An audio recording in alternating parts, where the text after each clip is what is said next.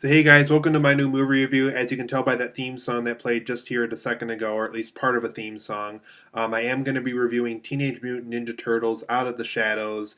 It is the sequel to the 2014 reboot that came out, well, 2 years ago after this review was filmed.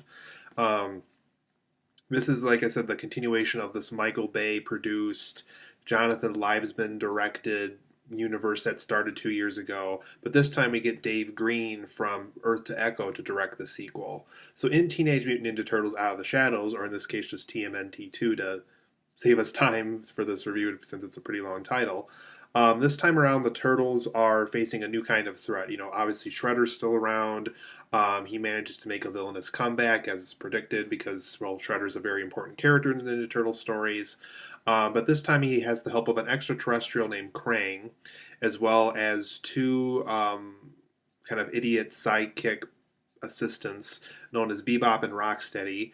And he also has somebody known as Baxter Stockman, or Dr. Baxter Stockman, who created the Mousers in the TV show, for those who remember that, the little robot mouse things.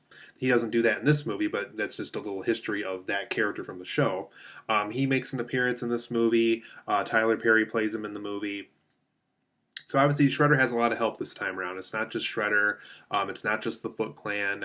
It is Krang. It is Bebop. It is Rocksteady. And it is Baxter Stockman on top of both the Foot Clan and Shredder from earlier.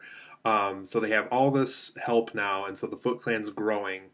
And so the Turtles kind of feel outnumbered. The society is in New York is still not completely accepting of them yet.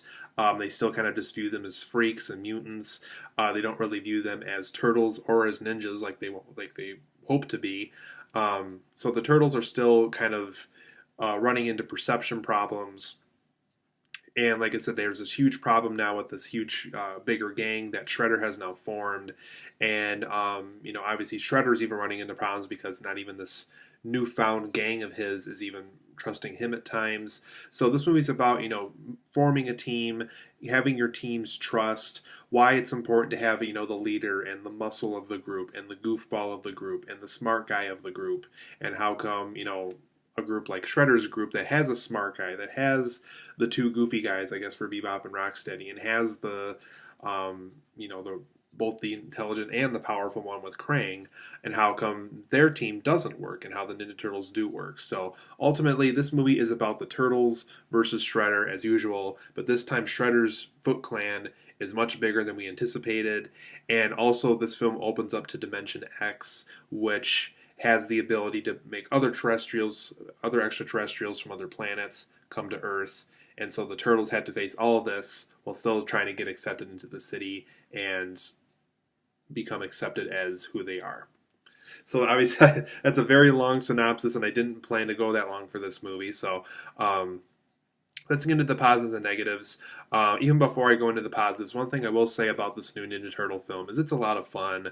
It definitely brought back that 80s nostalgia that the TV show had. This is the classic Turtles. This is the Turtles that has, the goofiness, and they eat pizza and they listen to pop culture music and they make fun of things. And this is the classic Turtles that we're all used to. So I like how, even though they kept the look from the 2014 movie, they definitely took all the mistakes that happened last time around and managed to really make these feel like the classic Turtles. Not just having the Ninja Turtles back on screen again, but really feel like those classic Turtles from the 80s. And I like how they managed to do that in this movie.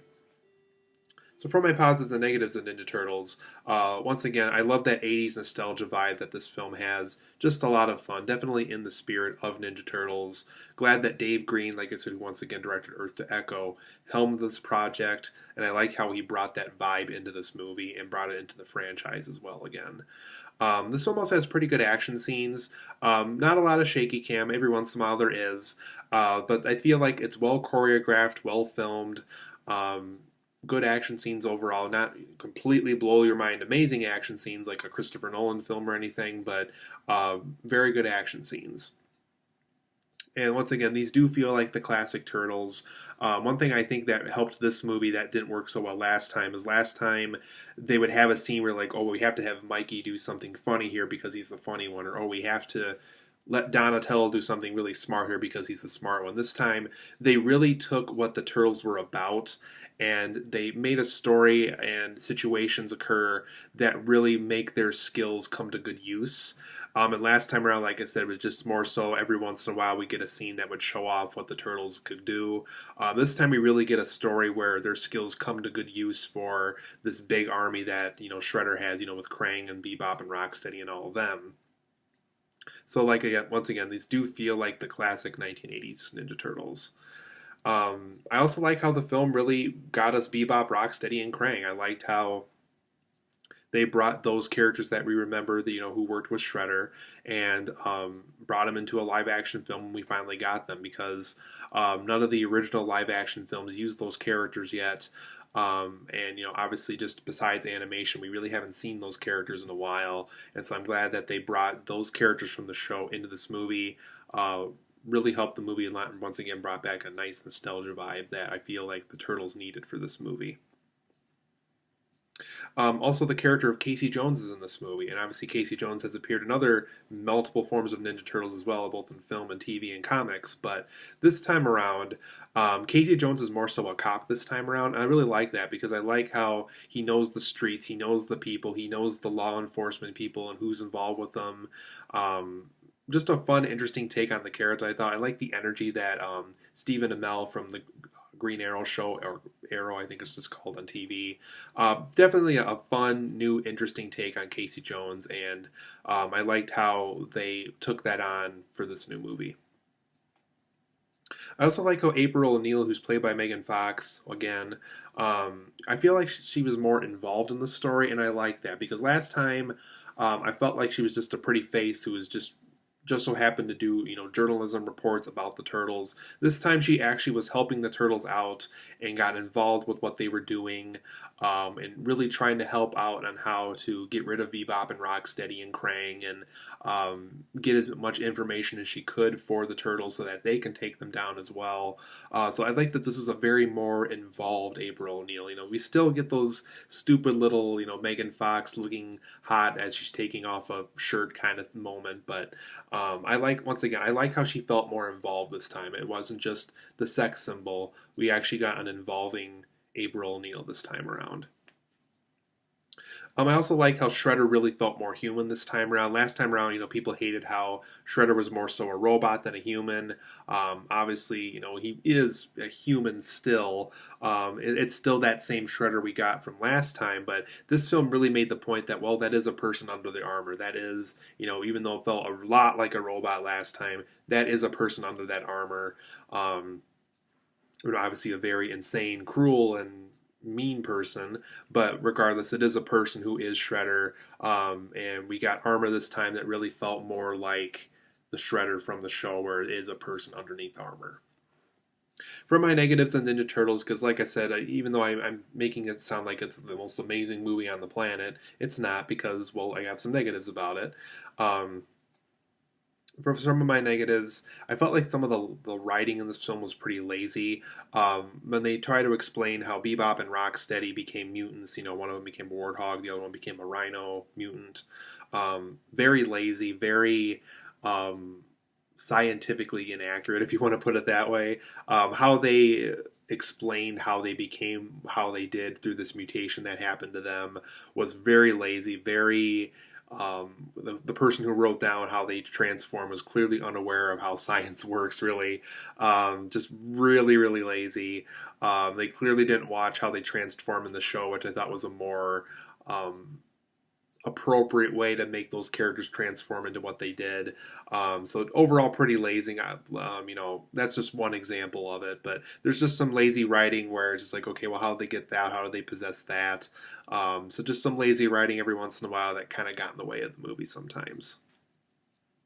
I also didn't like how Will Arnett was handled. Obviously, I know the complaint last time with the 2014 movie that he was in was he felt too perverted. This time around, I just didn't like him. I didn't like how he took all the credit from the Turtles and just tried to be this jerk that wants all this credit and attention. That's really not the character we had in the last movie. We really got, because in the last movie I viewed him more as the person that helped out April O'Neil get the big story through, really helped boost her career.